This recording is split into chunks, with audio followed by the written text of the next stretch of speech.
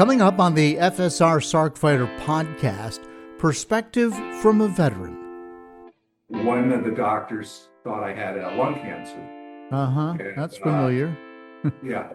So, of course, that shocked me. And another doctor read the report and he said, well, I don't think so. You'd be dead by now or something like that. And he started to intimate about sarcoidosis. Dan Frank made it through the service. Then, later, he got sarcoidosis, and he said, well, wait a minute. Separate from the military. And I did not put two and two together that this could be a disease that was triggered by military service until way down the road. This is the Sarc Fighter Podcast, living with sarcoidosis and other rare diseases. Here's your host, John Carlin.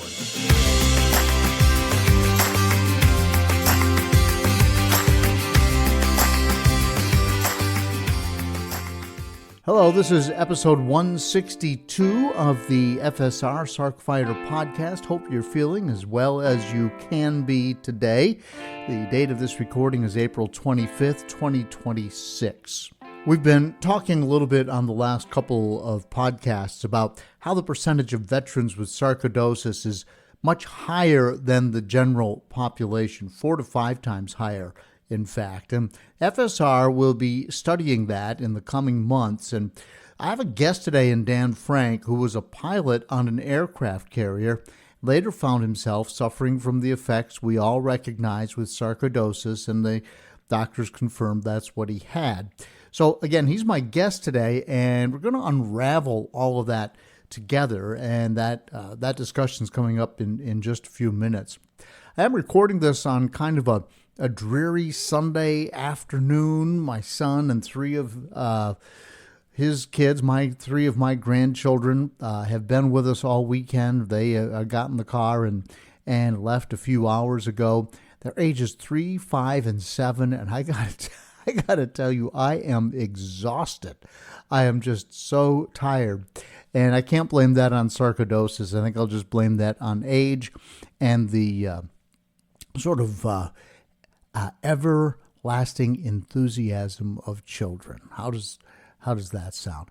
Oh, they're great kids. Finn, in particular, the 5-year-old in the middle, is just mischievous. He gets this look in his eyes, and then he runs off and does something he knows he's not supposed to do. And it's never anything terrible, but it is hard to get him to settle down. And I think I'm too old to chase children. I love to sit and watch them play. I love being around them. But, minding them. Well, whatever. I wanted grandchildren, so you get what you ask for, right? Okay, speaking of which, I've been keeping you updated on my Achilles injury, or as I like to call it, the great pickleball accident of 2025. And I do feel like I'm making progress. Daily walking around is about as close to normal as it can be, so that's good. Of course, I've been training for this big bike ride across Virginia that's coming in June. And I've got to be able to get my strength and endurance and distance up in order to be able to do that. And the bike riding is getting closer to normal. I would say that it is normal, except that I do keep such exact records from my Garmin, the electronic device that you keep on your bicycle. A lot of people wear a Garmin watch. Well, there's also think of it like a speedometer you can put on your bike. It tells you how fast you're going. It records all your miles and your average speed. And if you add all the doohickeys to it, it'll tell you your heart rate and pretty much anything you want to know. How many feet of elevation you gained in your last ride, and yada, yada, yada. But I do keep all the records electronically, and so I can compare if I do a ride this year to the same exact ride a year ago, and I'm still way behind, even though, I feel pretty good. But, if I'm going 12 miles an hour on average this year, it was probably 14 miles an hour last year. And as you're progressing as a cyclist, a 1 mile per hour average speed over an hour is actually that's a big difference. And so I'm probably a couple behind. And I also just know by looking at my heart rate monitor while I'm riding on my Apple Watch, and I can look down and look at the speed, and so the heart rate tells me how hard I'm working compared to the speed. And I'm getting inside baseball on you. I'm sorry. So the bottom line is I'm not feeling a lot of pain in my Achilles. Now it's a matter of gaining back the strength. And the big test, I think I told you maybe in one of the previous podcasts, is you try to stand on your tiptoes. And if I put both my feet together and stand on my tiptoes, it's easy. If I do it with my right leg, I can lift my whole body with one leg. Most people can. But when I go to do it with my left leg, it's still nearly impossible. But I feel like I'm making just a little bit of progress there. So that strength, it's just gonna take time, right? That's all there is. So I had the surgery back in mid-December. And after injuring the Achilles right before Thanksgiving, the week before Thanksgiving.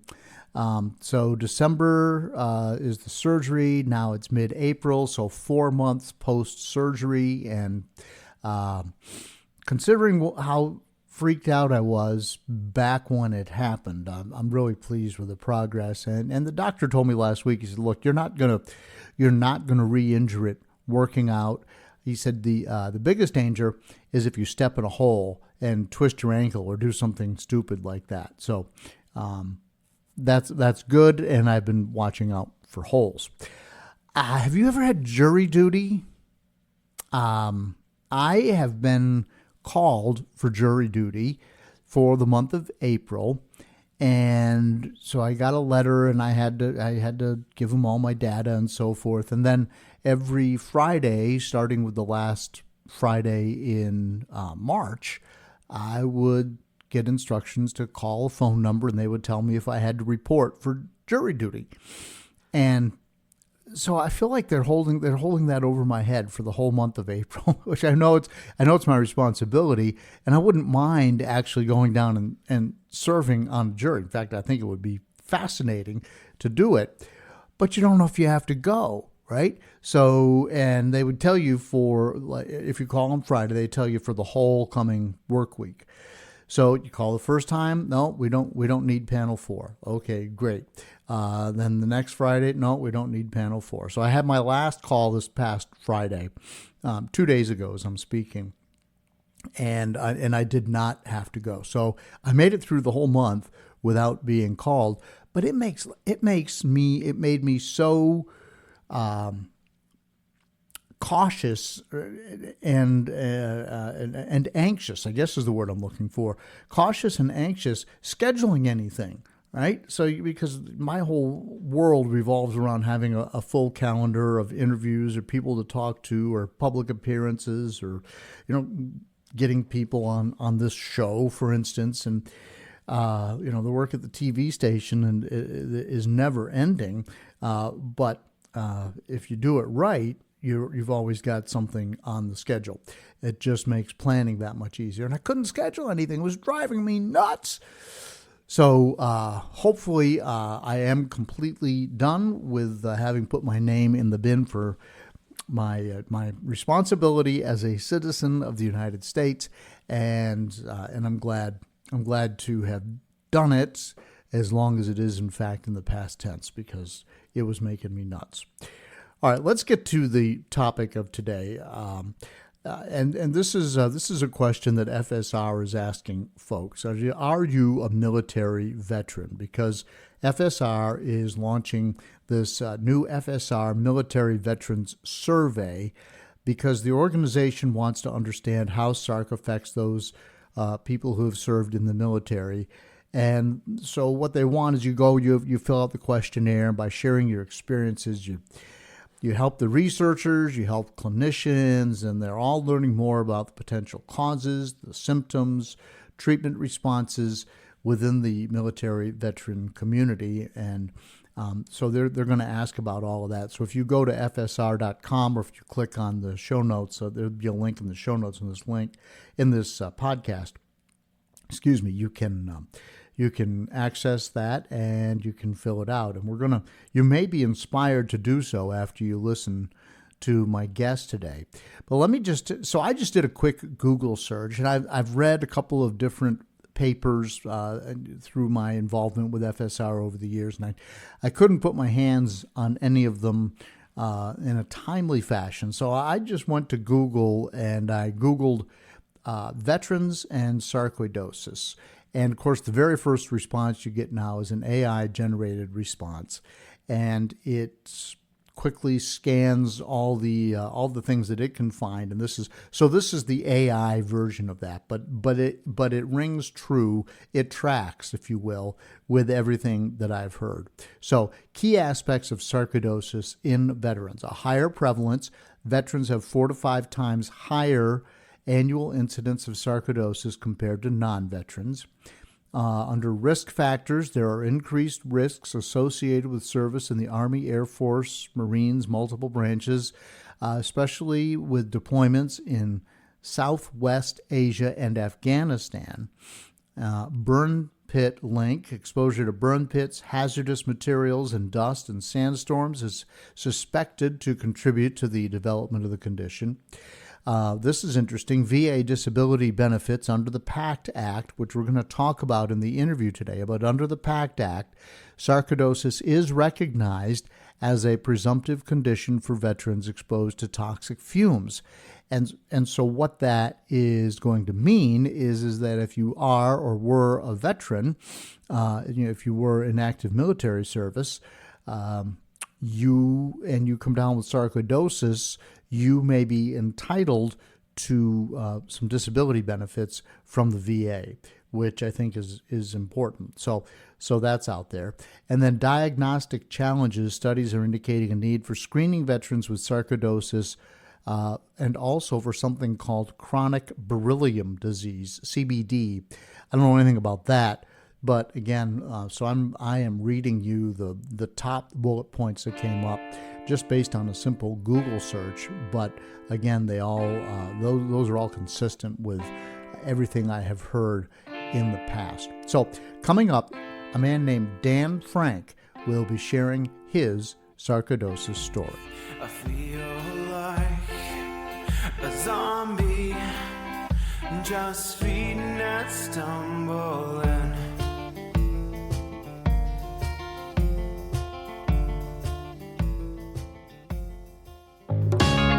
Hi, I hope you're enjoying the Sarc Fighter Podcast. You may be wondering, what can I do to help? How can I be a part of the sarcoidosis solution? It's simple.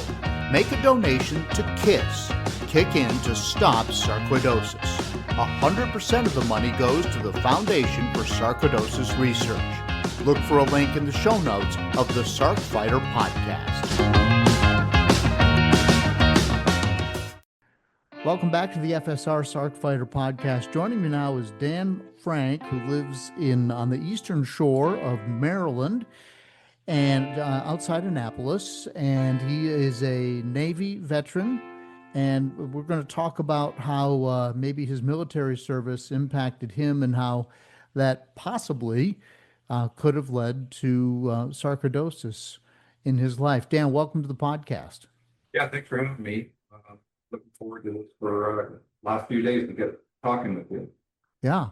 So let's talk a little bit about your military service. Can you tell us when you were in and what you did? Sure. So I was in the Navy from 1984 to 1992 on active duty. And then I did about 5 years in reserves. I was a naval flight officer flying the EA-60 Prowler. I guess you won't be able to see this during your podcast, but anyways, it's a carrier-based what we call electronic attack jet.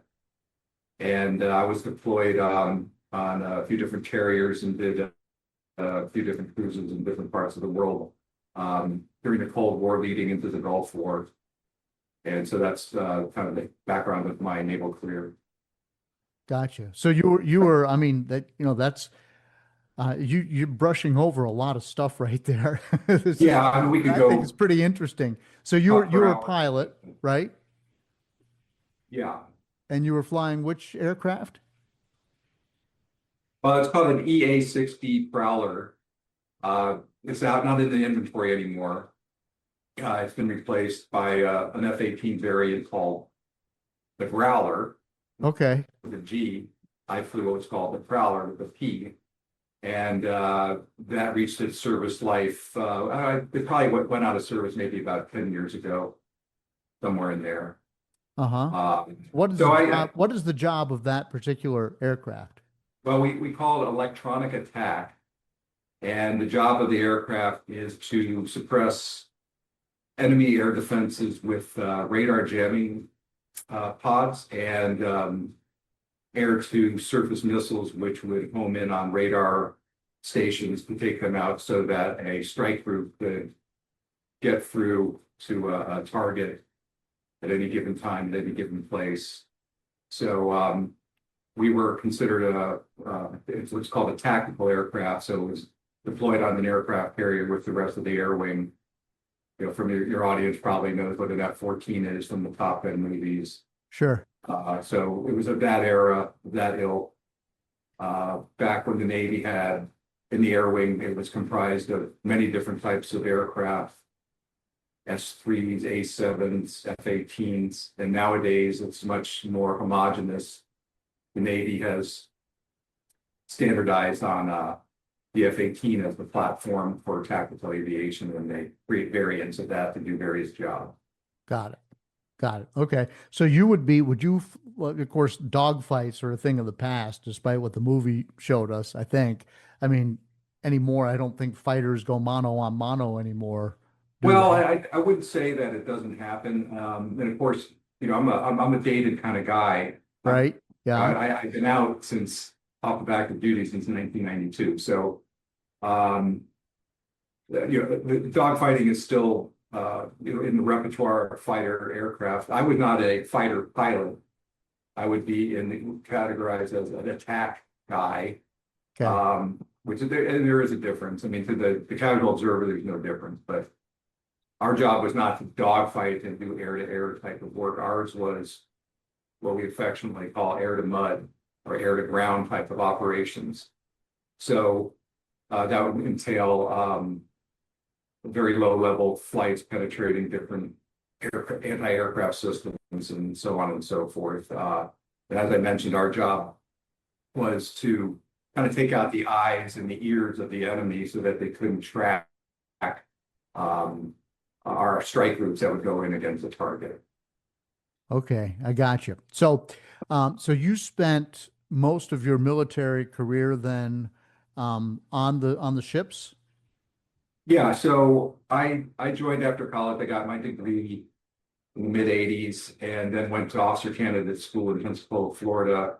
Yeah. You know, if you're familiar with that movie, Officer and a Gentleman, from Sure. way back when. Yeah. Yeah. So that was training, that was the start of it. Then to flight school, and then ultimately to a squadron. And I deployed with my squadron I did what we call an Indian Ocean cruise, and I did a med cruise. So I did 2 cruises in the mid-'80s. I spent a lot of time in the Gulf of Oman, the Persian Gulf area, somewhat similar to what's happening today. I mean, who knows what's happening today, really, but Right. in that general area. Way back when the tanker wars of the '80s, if you may remember that. So our carrier and our air wing was involved in those type of operations way back when. And then I got out after, again, about 8 years active duty, got out, went into a civilian capacity, and, you know, here I am 40 years later, doing my thing on the Eastern Shore, which I'm retired. You're retired now. So Yes. you're not working. You just do what you want to do every day, pretty much. That's right, yeah. Okay. Love it. So somewhere along the way, sarcoidosis found you. What happened? Yeah, so I separated from, as I mentioned, active duty in 1992. I got a job in the corporate world in first in San Francisco and then over in Sacramento. And I would say probably about 2 years after my separation, I noticed I developed a cough, which kind of lingered and, you know, got to the point where after a while you're kind of going, well, this isn't normal. I then probably about 3 years into it, meaning 3 years after separation, I was still coughing, and I decided to start to see the medical industry, doctors and so on, to see what was going on. Yeah. And at that time, I was living in Sacramento, and I was a member of Kaiser, and I remember going there and doing the workups, the blood and the this and the that, and is it valley fever and the this, so on and so forth. And at one point, one of the doctors thought I had lung cancer. Uh-huh. And, That's familiar. Yeah. So of course that shocked me. Then another doctor read the report and he said, well, I don't think so. You'd be dead by now or something like that. And he started to intimate about sarcoidosis. Huh. And I was kind of like, well, what the hell is sarcoidosis? And I didn't appear to be really in the majority of the typical patients, either race or sex wise. So it led to a lot of questions, and it just continued down a path where at that point I went to a hospital, UCLA, for an evaluation there. And it wasn't definitive that it was sarcoidosis, but that was kind of what was going on by, I would say, about 5 years after separating from the military. And I did not put two and two together that this could be a disease that was triggered by military service until way down the road. Okay. So at some point they confirmed you had sarcoidosis, right? Yeah. So Did they do a biopsy? What they do? Yeah. So I did that. The lung X-rays. I think I ended up for my job. I ended up moving to Europe. Okay. Lived overseas, and my brother-in-law was a physician on the East Coast, so I would fly back for some testing on the East Coast, and I went for a bronchoscopy. Okay. And when I went for the bronchoscopy, as far as I remember, there was nothing. What do they call it? It was unremarkable, I guess they like to say in the business. And they didn't really find anything, but they did in the imaging. And of course, this is imaging that was done in mid-90s, so obviously not as the resolution wasn't as good as it is today. But the pulmonologist at that point, given what he read on the X-rays and I guess CT scans, did figure out it was, in his estimate, it was sarcoidosis, even though the bronchoscopy, so I remember, was not, I'll say, quote unquote, positive. I don't know if that gets to, they were looking for granulomas in the bronchoscopy. I just can't remember. All right. So anyway, when I was in Europe, I ended up going, I was transferred. I was in Paris. I was based in Paris for a while, then I was based in Brussels, and I ended up seeing a doctor at one of the universities in Belgium. At this point, I was using an inhaler, maybe two different types, Ventolin, and I can't remember the other type of what the other inhaler was. Maybe you know. I don't speak inhalers. I apologize. If you start talking about some of the other drugs administered through pills and that kind of thing, I'm pretty conversant with it. So my only symptom was I was coughing, and I would cough so much that I get headaches. Really? And I was on these inhalers for a while, maybe a couple of years, and then when I was living in Europe, one of the doctors said, well, let's try stopping the inhalers. I stopped the inhalers, and ultimately it went into remission probably, I'd say probably 5 or 7 years after first being quote unquote diagnosed. And then I always was wondering, well, what the heck, why me? How did this happen? What's going on? And I started to do a little research, and my wife was saying, well, maybe this was part of your due to your military service. And then I said, well, how could that be? Right. And of course, it turns out, she had the most likely explanation for it, because when you're on an aircraft carrier, it's like living in a factory. there's all sorts of fumes and particulates and exhaust. It's just not a pristine environment. Not to mention, potentially, when you fly the jet, you're on liquid oxygen. And so could be contaminants in liquid oxygen that you're sucking in. And additionally, there was a firefighting foam that was used extensively in the military. It's called AFFF. I can't remember exactly what that stands for, but they found out if I'm correct, I remember researching this a while ago. I believe they discovered that it was a cancer-causing chemical, and that it's been no longer in use for quite a while. I went to shipboard firefighting school, and of course, when you train, you use AFFF to put out these practice fires. And on one of my deployments, we had an enormous flight deck fire, and the whole deck was covered with this stuff. And you go up and you're walking around after the fact, and God knows what you're sucking in. We'd also do these things called FOD walkdown, that stands for foreign object damage, and we'd walk the flight deck prior to flight operations to pick up a bolt or a piece of paper or any kind of thing that gets sucked into a jet engine. Mm-hmm. And so you're in this environment where there's this thing that the deck has a coating on it called non-skid. And after a while, it starts to break. During a deployment, it starts to break down and particles become loose, and you can inhale it. And so, given all that, I was starting to be convinced that my prior service kind of triggered the reaction and ultimately sarcoidosis. Now,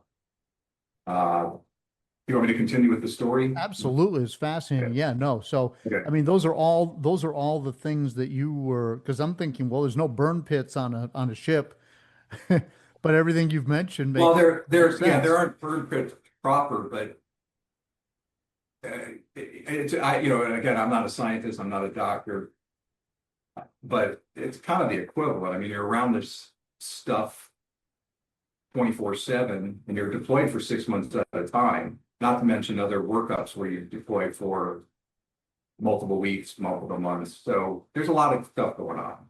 Yeah. I know that there's been some studies through occupational health looking at aircraft carrier service, but it was primarily with enlisted guys. And this study goes way back, and there was a slight more propensity for naval personnel to contract sarcoidosis, something of that effect. So I got more interested in it, about the whys of it, and then I developed an arrhythmia, and I thought, well, gee, is this cardiac sarcoidosis? Mm-hmm. And I was living in San Diego at the time, and I decided that, okay, I'm going to go to the best place I can possibly find. And in 2006, I'm just looking at my records. Yeah, sure. 2016, I went to Cleveland Clinic, Okay. and I saw Dr. Culver there. Yeah. Yeah, and I remember walking in with my actual X-rays from 1990, whatever, and he kind of laughed because it was such ancient technology. So Okay. he took out my films and he threw them against the window of the office, with the sunlight streaming out. I go, oh yeah, you've got sarcoidosis. So I was like, okay, if this guy's saying I got it, I got it. Right. Yeah. He's the man.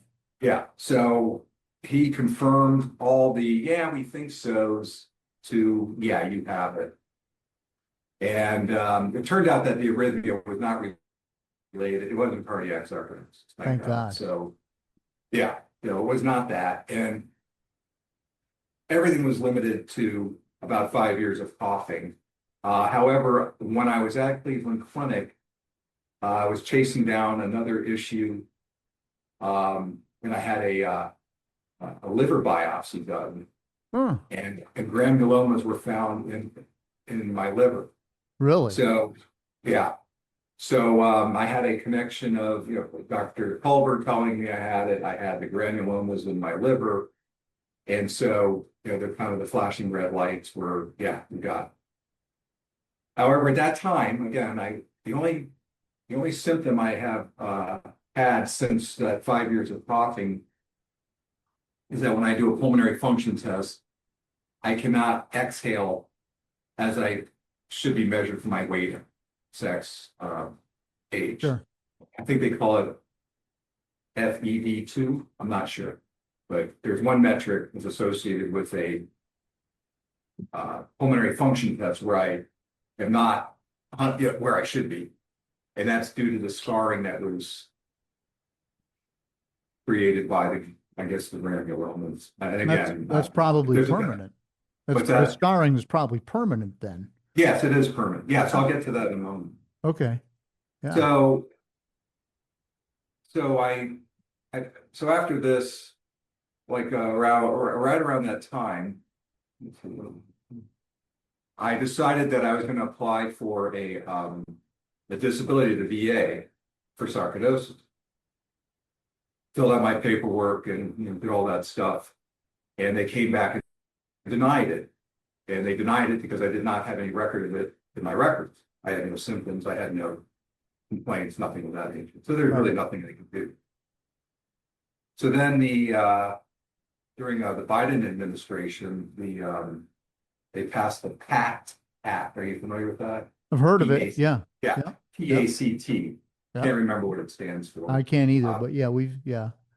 So the PACT Act made a number of diseases what they call presumptive, meaning that if you have it post-service, that the VA will attribute it to your service. Ah, okay.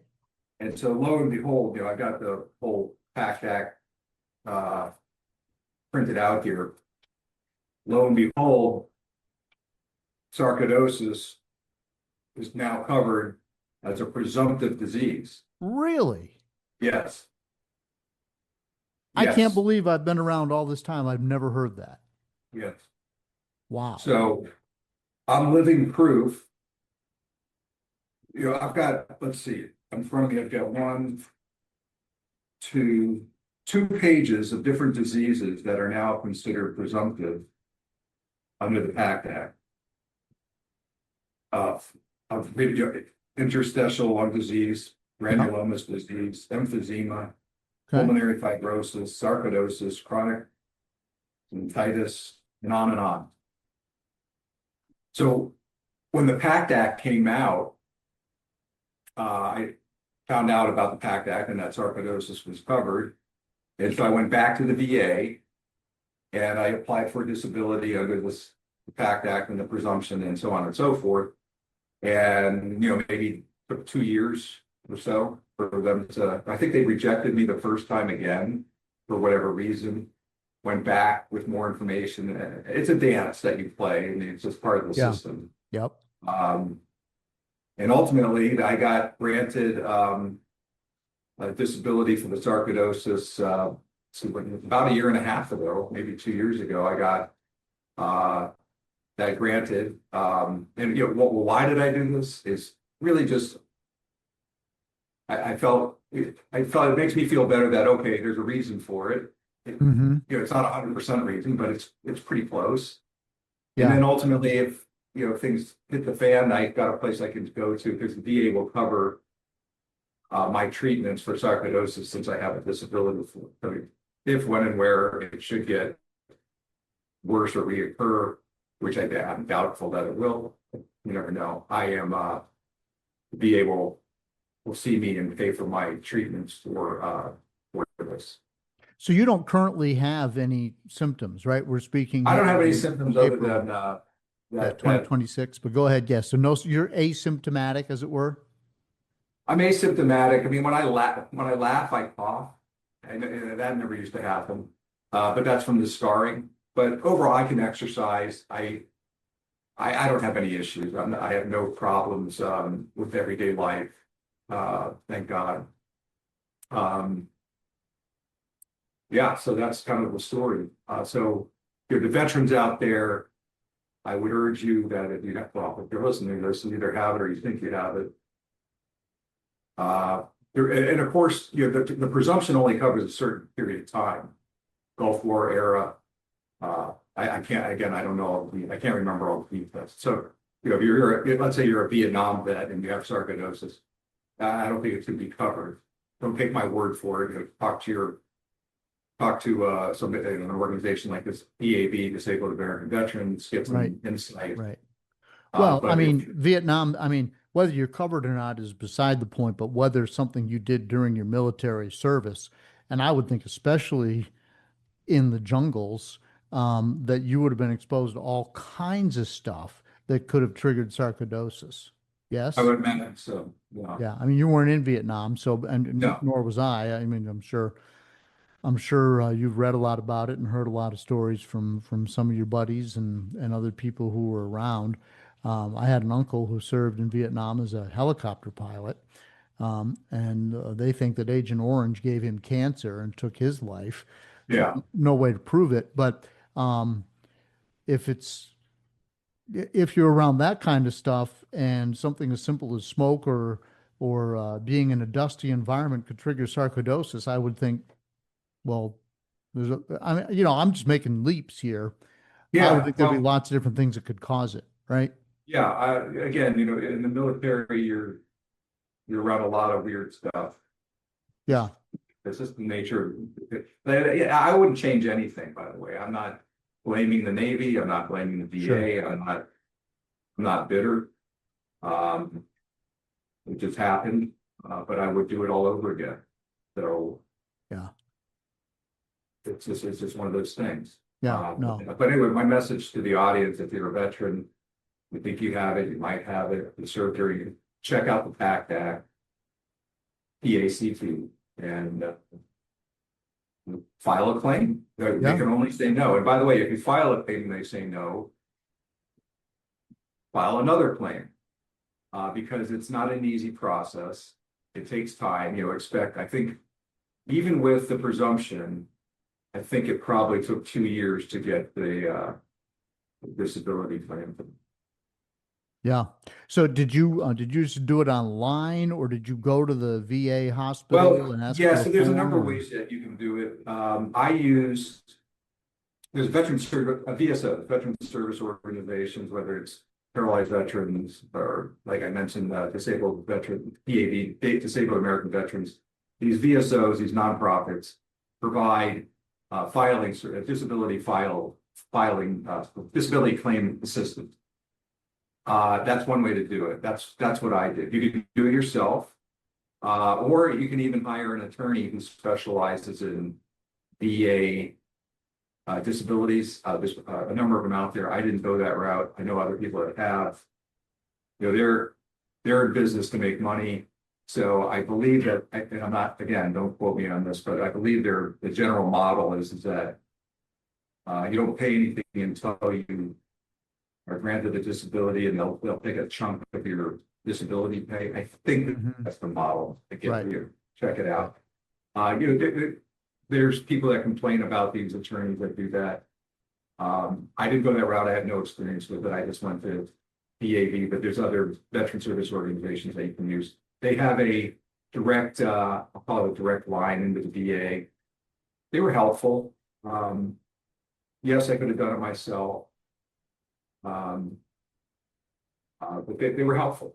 Okay. Well, you got to know how to navigate these systems. Yeah, you got to know how to. So much red tape. Yeah. And there's plenty of, again, with PAV, there's plenty of offices around the country that you can call up. I haven't had contact with them for probably 3 or 4 years. It's kind of like you make an appointment, you go in, you meet with a counselor, they help you put together the application, and then they transmit it into the VA, and they're somewhat of a go-between. That's how it worked for me. Yeah, and they know the ropes. They know when things are looking right. They know when things are looking wrong. They know whether you got a chance if you reapply. I would assume all of those things, because they're just dealing with it every day. Yeah, and I applied when the PACT Act was pretty new, and now that there's a few years have passed, I'm sure there's much more corporate knowledge within the VSOs about the PACT Act and what to do, how to frame it. That There kind of was stuff. when I went through. Yeah. So do you have any buddies who also have sarcoidosis, or have No. you seen the support group, or because the numbers of people with sarcoidosis, when you look at military versus non-military, they're through the roof. So there's something going on there. Yeah, I have never met anybody, veteran or not. I don't think I've ever met anybody with sarcoidosis. Yeah. Yeah. Well, hi, I'm Yeah. John. Pleased to meet you. Now there's two of us. Yeah, yeah, yeah. I have, this has never come up. I did, when I was going through this with my disability claim and reviewing the PACT Act, I did take a look at some of the researchers that were doing work with sarcoid and the military. And I Yes. believe I reached out to one or two, but I never really got much information. Like, I was especially interested in the aviation angle. The liquid oxygen and all the things I already talked about. But I never really found anything definitive, and I never really found a researcher that this was his or her core area of research. But again, it's been 4 or 5 years since I've paid attention. That's just so funny because when you're out there and you're flying that plane, it was a jet actually, yes?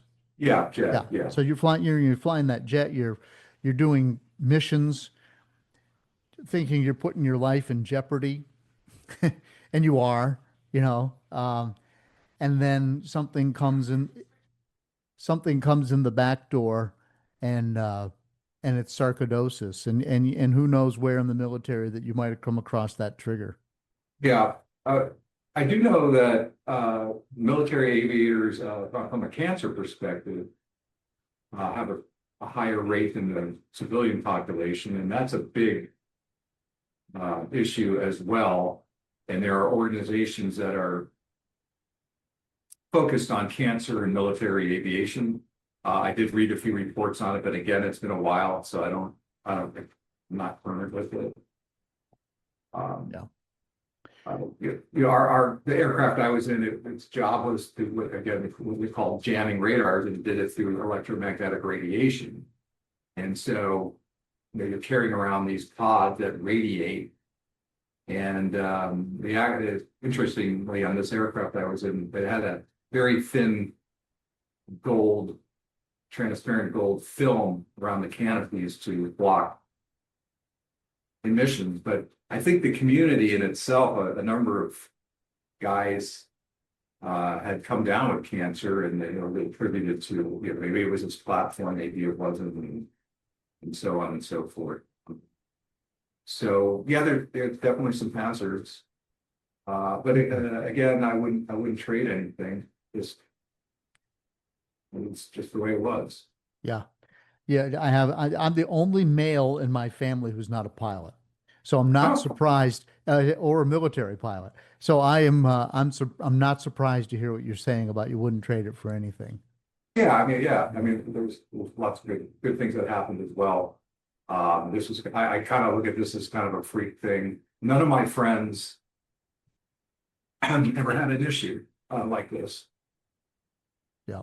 Well, thank you for your service. I should have led with Yeah, that, sure. but I don't say that lightly. I mean, you guys have been through it, and I appreciate everything that you did for our country, and what everybody else is out there doing right now. Whether you agree with the politics or not, there are people out there putting their lives in harm's way, and that should not be taken lightly.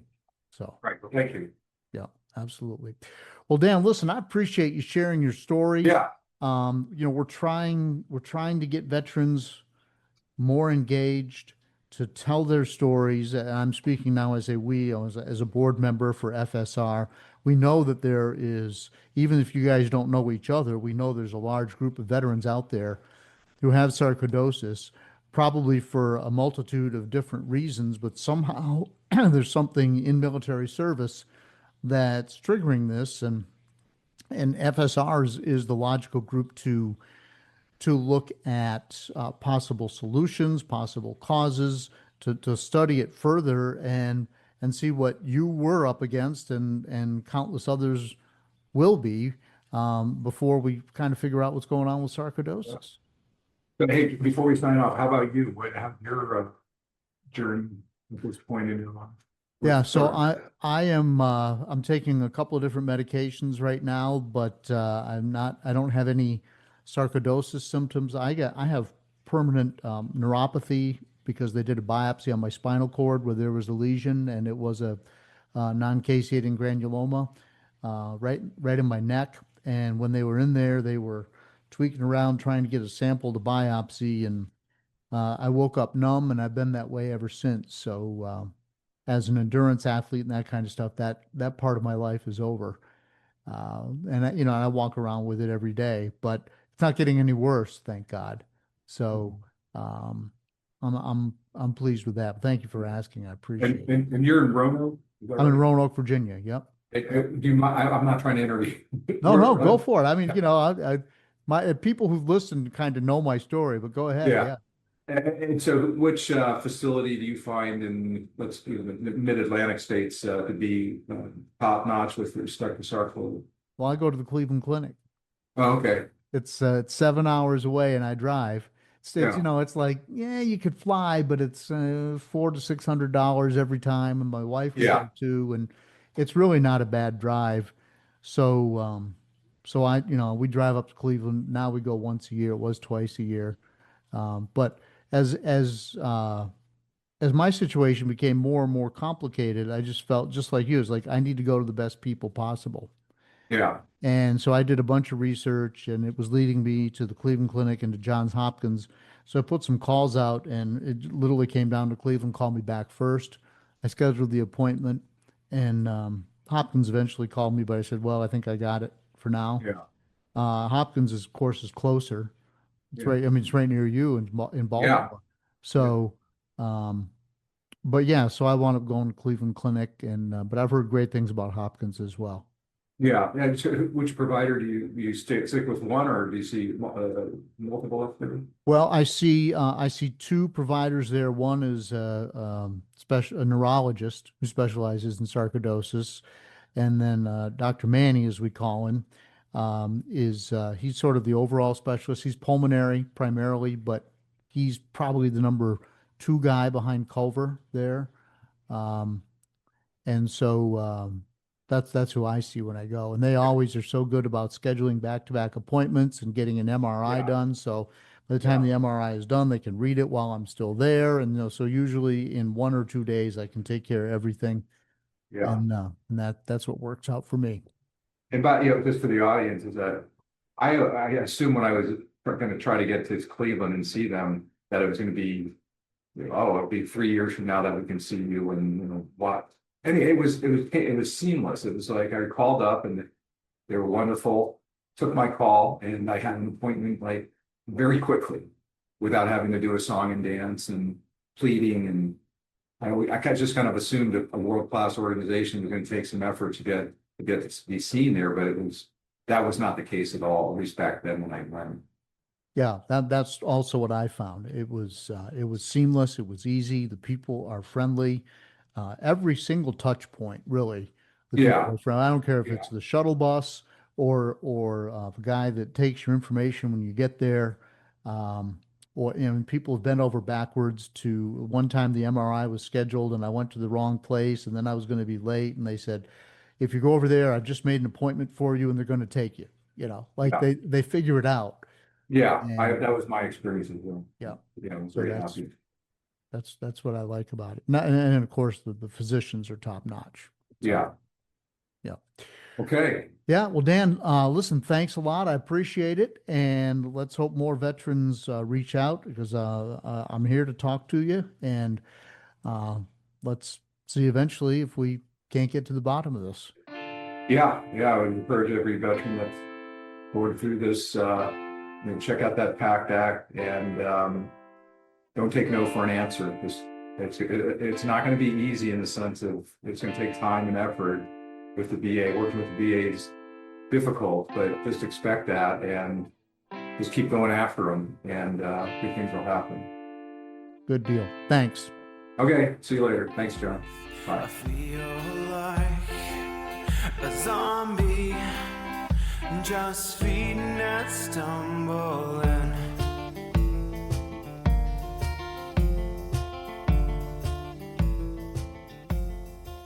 Thanks to Dan for coming forward with his story. And of course, Dan, thank you for your service. Folks, you heard me mention that I had landed on an aircraft carrier for an assignment. This was in 2018. I can't believe it's been that long. It feels like it was yesterday. Absolutely fascinating what it takes to live on an aircraft carrier, to carry out their missions on the aircraft carrier. And so I did a story on it for WSLS 10, where I'm a reporter and the news anchor, and I'll put a link to it. I just looked it up and watched it before I sat down to record this, and it's had 3.5 million views on YouTube. So that in my world, that's a lot of views. So I'll take that. But if you want to take a look at it, I'll put a link with the show notes here. But so much going on, and we were right there watching the jets launch and land. We landed. We did not land in a jet. We landed in a propeller plane, but we were still going over 100 miles an hour as we came in and caught the wire with a tail hook, which was, it's just one of those things that you'll remember for the rest of your life. And guys like Dan just lived that life, right? Day in, day out. I did it once, and it's one of the highlights of my life. So I think that tells you what I think of Dan and his service, and kind of how envious I am of somebody who had the opportunity to do that. And let's not take our service members for granted. In this case, we're talking about the Navy. They're out there on that ship, the planes, they land, they take off, they're living on the ship, they're living in these tiny living quarters. It's a hard way of life. Everything that you own is in a duffel bag, right? There's no place to put more than that. And you're out there for 6 months at a time. I think we just had a carrier return because of everything going on in the Middle East and some of the stuff in South America. I think we just had a carrier return from a record mission voyage of I think it was 9 months. So they're away from their loved ones. It's just different. It really is a sacrifice, and of course the danger. Think of our guys over there in Iran. It's something that we should not take for granted. Those are American people putting their lives at risk for their country. So thank you to Dan. I don't want to get too sanguine here, but I really do appreciate what they do. All right, good time to contact me if you want to share your story on the podcast, carlinagency@gmail.com. Official Sarc Fighter song is Zombie by Mark Steyer and the White Hot Lizards. Mark is a fellow Sarc fighter. An update from him in episode 118. I release this podcast every other Monday. As I'm speaking today, my trusty dog Dougal was curled up in the chair in my office, but he just suddenly got up and took off. And Shandy, my other adorable rescue mutt, is nowhere to be seen. But so be it. Mary is working in her office down below, and once again, I think they're probably cheating on me. And again, I will say it's because her couch is more comfortable than the chair in my office. That's my story, and I'm sticking to it. If you're new here and you're just trying to figure out what Sarc is, try listening to episode 2 with Dr. Simon Hart. My story is episode 1. Again, please send me an email, carlinagency@gmail.com. Until next time, keep fighting.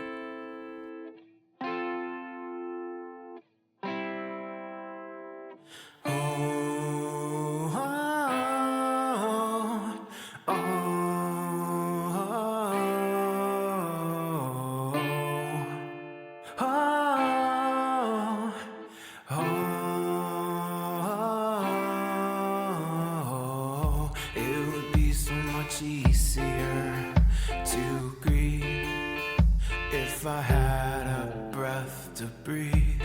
I feel like a zombie, just feeding and stumbling.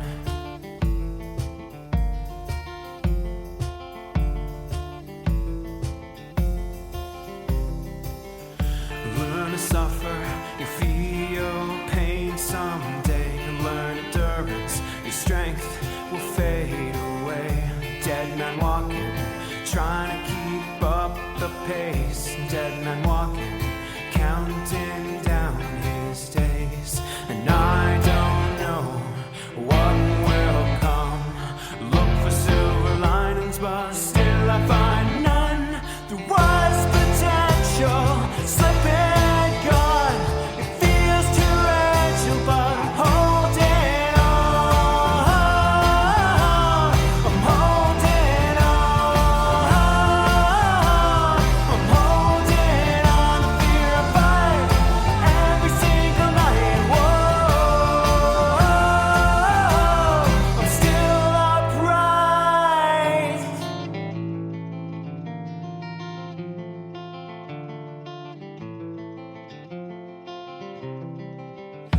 Find a way to try and adapt your life. It's not the why, but the how that plagues my mind. A new perspective, appreciate what you've got. We're dead men walking, in an instant it could be gone. And I don't know what will come. Look for silver linings, but still I find none. There was potential, slipping gone. It feels torrential, but I'm holding on. I'm holding on. I'm holding on. The fear I fight every single night. Whoa, I'm still upright.